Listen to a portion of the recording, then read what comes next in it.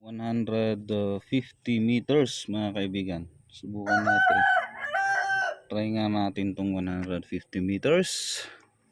Target plate natin ay 3.5 by 4. Yung mga may ballistic calculator or alam ang range. Alam ang range ng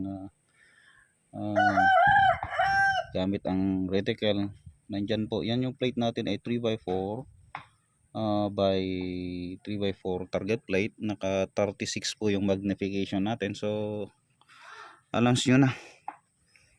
Okay, subukan natin yung 150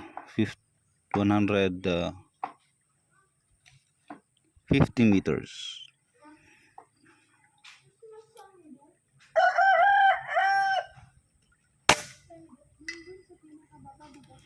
Okay, hit.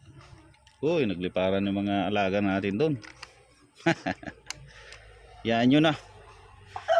So ngayon ulitin natin, baka tsamba, di ba? Baka tsamba. Ulitin natin. Firing.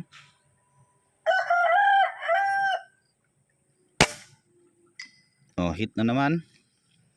Ikot-ikot lang yung mga alaga natin doon. So 150 meters po yan mga kaibigan. So ayusin natin tong camera natin. Okay yan.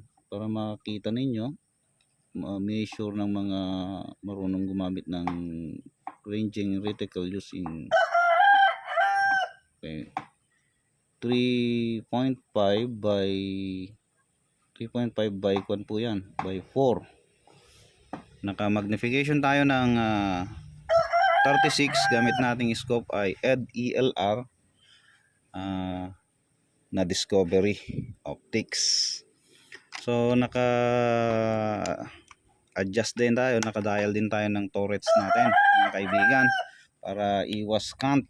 So another explanation or another video na naman, no, yung cant natin sa ating sa cant kailangan natin yung bubble level, yung linalagay natin sa ating scope, yung ginagamit natin parang may bubble sa yung parang spirit level ng mga kalpentero, ganun mga kaibigan.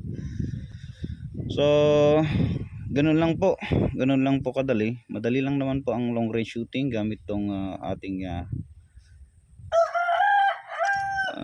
FPS slug ni Sir Arnel Atlas 217 po yung head size na gamit ko ngayon, 24.6 grains.